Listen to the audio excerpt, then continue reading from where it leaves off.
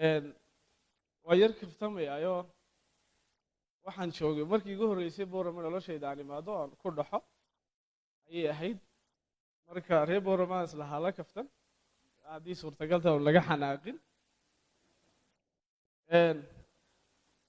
erayga huunno xagga iyaga aad baa looga isticmaalaa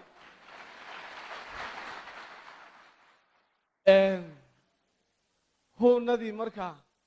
xagga iyaga way yar buurantaho huunna baa la yidhaahdaa xaggan waa la khafiifiyo huunno yaroo aad u daciifa marka waxaan dhihi lahaa waxaan isweydiiyey huunnada originally ma xagganaa laga soo qaado xaggaasaa la geeyey mise xaggaasaa laga soo qaado halkanaa la keenay laakiin erayga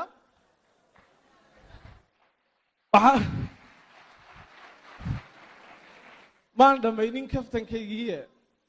sacabkii waad iga dhex geliseen iyo qosolkii waxaan lahaa ilaa xalay oon asxaabta kula kaftamayey niyo bahasha yar nooleeyo huunna dhaha yar weyneeye bahasha yar khafiifka huunna la leeyahay ka daaya way naga wada dhaxaysaa bahashiye waxaan sidaa u leeyahay dadka Soomaalidu waa isku dhaqan waa walaalo waa hal hayb weeyaan waxyaalahan dambe dadka qaar la isticmaalayo qabaylkii waxyaalahaasi wax sax ah oo Soomaalida ka turjumaya maaha haybta saxda ay Soomaalidu leedahay waa Soomaalinimada anigu waxaan ahay Soomaali waxaan idinku jecelahay idinkana Soomaalinimadiina aad iyo aad baad mahadsan مسؤولينta waxaan si gaar ah u salaamayaa inagu martida maanta ee maamulka deegaanka Soomaalida iyo Djibouti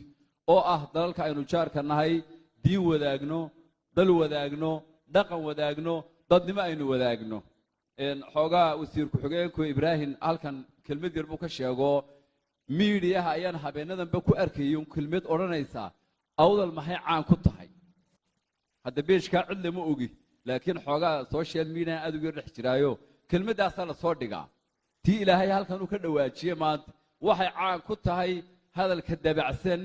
ee naxariista leh ee aad loo fududeeyay laakiin misunderstand baa dhaco marka naxariistii ka badinay waxa la moodo inaanu jilcinay oo aanu khafiifinay because of waa gobolkii nabadda Soomaaliland hadda marka laga hadlayo halkana la keeno nabadda halkana Soomaaliland laga aasaasay marka waxa weeyaan wanaag badan sidaan u daba soconay ayaanu khafiifinay dhadhan kala yeelata marka si kala ma aha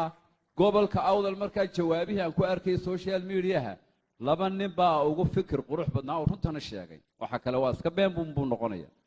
labada nin waxay yiraahdeen awdal waxay caan ku tahay sayliciga iyo hadalka naxariista leh waa kii hadalka laga sheegay marka naxariistii un baa sii dabacday aad iyo aad baa umahadsantihiin halkaana waa laga isticmaalaa waa ogahay kililka waa laga isticmaalaa beri aan Ethiopia joogi jiray ayaa waxaan tegay soon liibaan qaari gar fadhiye baa huunna yidhi markaas waa malaha halka reer Boorama jooga hadda waa sidaan u fahmay anigu marka macna waxay ku tusaysaa kelmadda in loo aqoonsan yahay reer Boorama inay iska leeyihiin haddii se walaalaha iyaga maamulka Soomaalidu